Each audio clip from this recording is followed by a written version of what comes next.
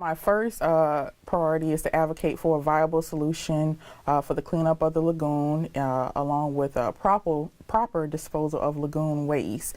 Also champion for science partnerships with local schools and allow children to assist with restoration efforts of the lagoon, teaching children ecological awareness and environmentalism. My second priority would be to sit with some home builders and developers to figure out a viable solution for affordable housing. There's a shortage of affordable housing here in Brevard County, and the cost of living continues to increase. So there are families that are native to Brevard that are a paycheck away from being homeless, and some of the families did not come with the larger corporations here. People shouldn't have to just work to pay high rent amounts. So those would be two of my top priorities. Our environment, number one. I'm going to say it's the top two. I'm going to say these are tie. Number one is our environment. And number two is sustainability and infrastructure that ties into this whole matter. But the way we approach and maintain and respect our environment, it takes a little more work, takes a little more preparation, but I believe if every decision we make in Brevard County, if we don't apply a sustainable application to it, in other words, if we can't look our constituents in the eye and say, listen, these decisions I'm making are going to last a month, a year, 10 years down the road, and I'll still be able to look at my constituents and say, and they can say, Jack Smink made the best decision he could make in this situation. I think I'm not anti-growth, don't get me wrong, but I believe in sustainable, well thought out growth.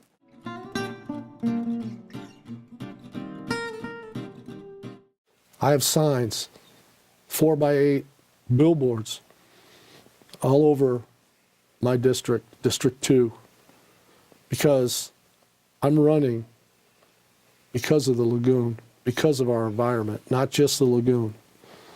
We're experiencing the beginning tales of the tell that we're getting ready to have some real problems here in Brevard. This is our culture. This is what we are, this is what defines, when I say our culture, this is what defines Brevard County, is our environment. It's the biggest economic engine in Brevard.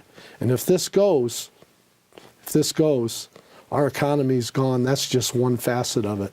Everything that I grew up and saw as a boy and experienced as a boy, you know, our grandchildren won't be able to see or experience.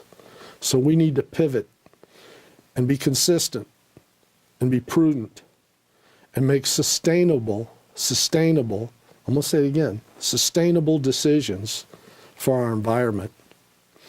I hope and pray that I get your endorsement because I care. I genuinely care about our environment. I can't stress it enough. That's why I'm in this ugly game called politics.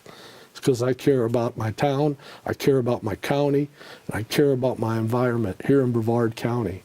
I love Brevard County. So I've actually had the opportunity through some of my new friends that are heavily involved with the lagoon cleanup. I've done some oyster reefs and I've had the opportunity to do some mangroves. I don't have a green thumb. I probably have more of a brown thumb, but it was fun. It was an experience. And I also have been working behind the scenes prior to even running, working with some scientists here in the area and some local schools to get some of the kids out to do various projects, oyster reefs, mangroves, planting. So I'm really excited about that project, working with some of the principals and those scientists to get that off the ground. And when elected, I'm going to talk to all the organizations who are advocates for the lagoon and residents. I've met a lot of passionate residents, especially over on the Merritt Island side. They are, really heavy into the lagoon I also want to start programs to get other people that are not on the barrier islands, let's say for instance in Cocoa and Rockledge, some of those people's issues aren't the same issues as the issues beachside, but I want them to be aware that, whatever they are doing on the mainland will affect, what's happening to our lagoon as well. And I've been to, like I said, many town hall sessions regarding lagoon restoration, and many people have professional backgrounds. And I think when they go to the county commission meetings, they're heard but not heard. And most importantly, I would listen and also take in the science and technology that is out there, telling us how to proceed to get our lagoon back to how it used to be.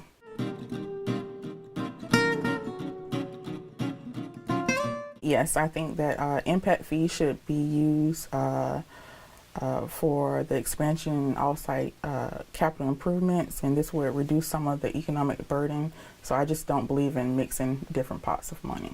Absolutely, and the reason I do that is because I believe that if we leave the decision-making up to our builders, contractors, our developers, it's already beginning to be the old wild, wild west out there. And I know I use the word sustainability a lot. I hope so. I hope that it just burns in your brain, because they don't think that way right now. Opportunity is there for them to make money. I understand that. And money's important, and growth is important.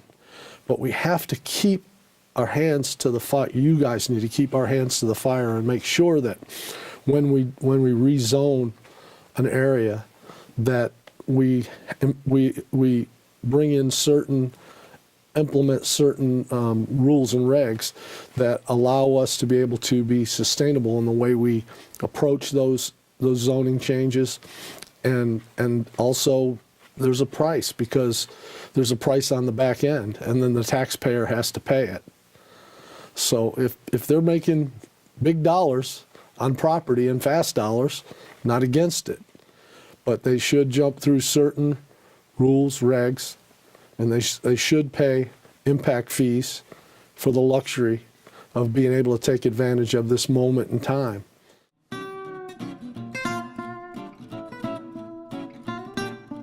It's imperative that we stay on top of this. It's funny.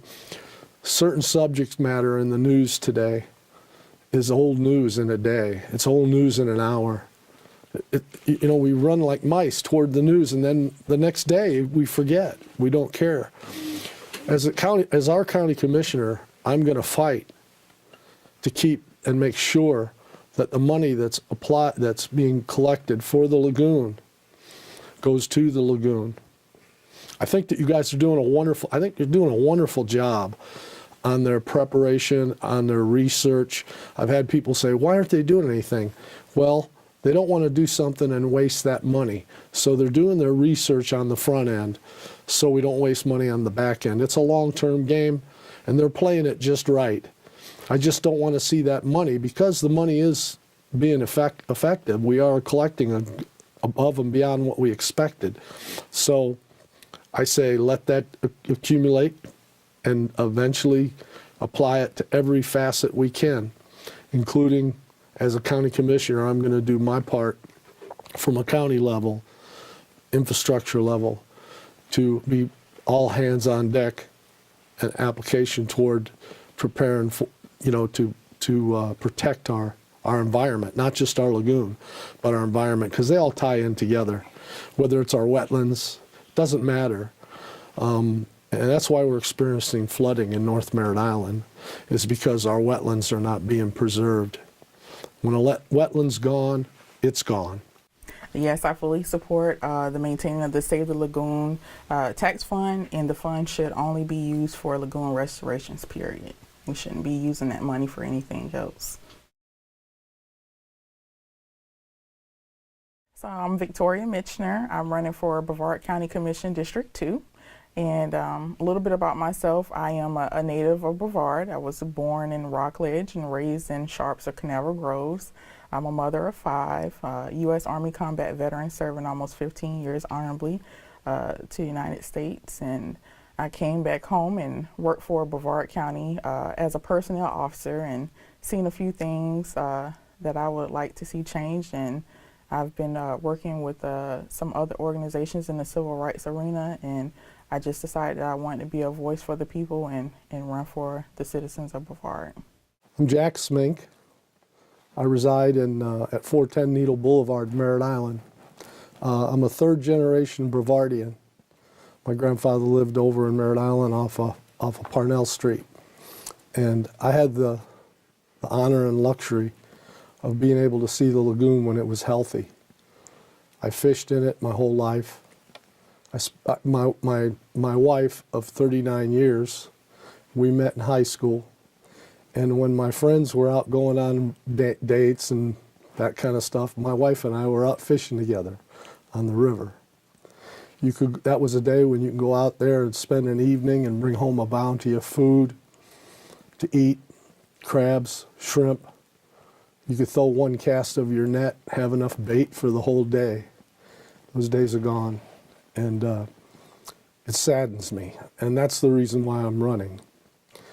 This is the most important, to me, interview and appointment I've had since I started my journey 6 years ago, because I ran last term, and that's the reason I ran last term.